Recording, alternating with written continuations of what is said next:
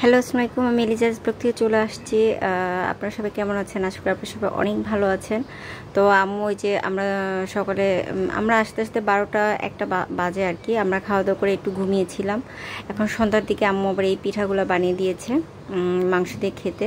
তো আমাদের এদিকে আবার আমার আম্মু আবার এই পিঠাগুলো মাংস দিয়ে খাওয়ার জন্য বানায়, আবার ছিদ্রুটি একটা পিঠা বানায়। তো যাই হোক, এটা হচ্ছে আমরা 8টা বা 9টা এরকম টাইমে আমরা একটু ঘুরতে আসি। তো আমার বোনরা পিৎজা খাবে, তো আমরা পিৎজা অর্ডার দিয়ে তারপরে একটু ঘুরেছি। সেই ঘোরার ভিডিওটা আপনাদের সাথে পরে শেয়ার করব। আর এটা আমরা এখন বাসায় চলে এসেছি। আর আমি একটু অসুস্থ ছিলাম, কারণ একটু জার্নি বেশি হয়ে গিয়েছে। তো আমি খাইনি ধরতে গেলে, আবার আম্মু আবার এই যে পিঠা বানিয়েছে, তাই আমি একটু ভিডিও করলাম। টুকটাক অনেক কিছুই হয়, বাট সব সময় না ক্যামেরা এনে ভিডিও করা হয় না। তো সকালবেলা ঘুম থেকে উঠেছি, উঠে গোসল করে সব ফ্রেশ হয়ে সকালের খাওয়া দাওয়া হয়ে গেছে, সেটা আর ভিডিও করা হয়নি। আর এটা হচ্ছে যখন আমি যাচ্ছি তখন আর কি রান্নাবান্না। তো আম্মু আমার জন্য প্যাক করে দিয়েছে, কারণ আমার বাসায় আসলে, বাসায় থেকে যখন আমি চলে আসি ঢাকায় চলে যাই, তখন আমি কিচ্ছু খেতে পারি না। তো তারপর আপনার পাপা আমাকে 2-3 বার জোর করে খাইয়ে দিয়েছে, যেহেতু আমি জার্নি করব। তো এই তো আব্বু আম্মুর কাছ থেকে বিদায় নিয়ে আমরা ঢাকার উদ্দেশ্যে রওনা দিয়েছি।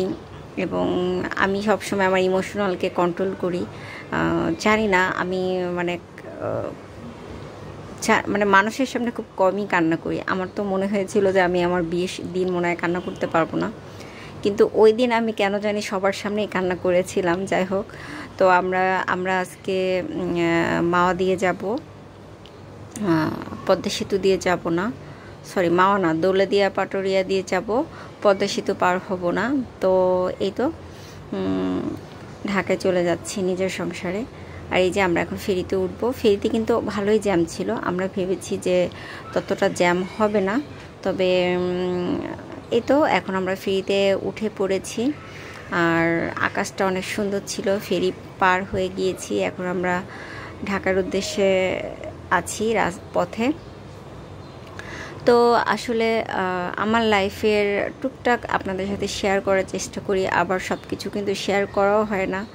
তো যতটুকু শেয়ার করি, যদি ভালো লেগে থাকে প্লিজ আমাকে সাপোর্ট করবেন। এবং যারা আমাকে সাবস্ক্রাইব করেছেন, অবশ্যই তারা মন থেকে আমাকে করেছেন। তো প্লিজ আপনারা আমার ভিডিওটা যারা দেখেন, প্লিজ আমাকে লাইক দিবেন। প্লিজ আপনারা যারাই আমার ভিডিওটা দেখেন না কেন, প্লিজ লাইক দিতে ভুলবেন না।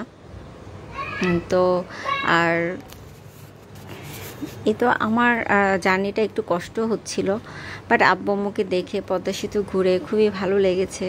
কিন্তু আসলে এই তো আসলে চেষ্টা করি সব কিছু করার, কারণ আমার কাছে মনে হলো যে আমি যদি নিজেকে অসুস্থ ফিল করি, তাহলে আমি আমার হাজব্যান্ড বা আমার বাচ্চার টেক কেয়ার করতে পারবো না। আসলে মেয়ে মানুষকে অনেক শক্ত হতে হয়। তো আসলে সব কিছুই মেনটেন করে চলার চেষ্টা করছি আমি। আর আমি যখন দেখি যে আমার শরীর একদম পারে না, তখন আমি স্যালেন্ডার করে দিই। কিন্তু যখন আমি যতক্ষণ আমার গায়ে শক্তি থাকে বা আমি পারি, ততক্ষণ আমি চেষ্টা করে যাই। তো যাই হোক, আর আপনাদের সাথে শেয়ার করছি প্রকৃতি, গাছ, মাঠ, এগুলো তো আসলে ঢাকায় ওইভাবে দেখতে পাবো না। তো জার্নিতেই আসলে এগুলো দেখতে পাচ্ছি। তো আসলে একটু খারাপও লাগছিল, বাট তারপরও আপনাদের জন্য টুকটাক একটু ভিডিও করে রাখছিলাম। ভালোবাসি ভালোবাসি সেই সুরে, কাছে দূরে, জলে স্থলে বাজায় বাজায় বাঁশি, ভালোবাসি ভালোবাসি। আমি জানি না কেমন গাইলাম, বাট গাইতে ইচ্ছে করলো। আর ভুল তো অবশ্যই হয়েছে, কথাও ভুল হতে পারে, আর সুর তো এটা তো স্বাভাবিক, আমি কোনো শিল্পী না। তো ভুল হলে ক্ষমা করে দিবেন। আর এই তো ভিডিওর কিন্তু একদম শেষ প্রান্তে চলে এসেছি। যদি ভালো লেগে থাকে আমার চ্যানেলটাকে সাবস্ক্রাইব করবেন, লাইক দিতে ভুলবেন না। আল্লাহ হাফেজ।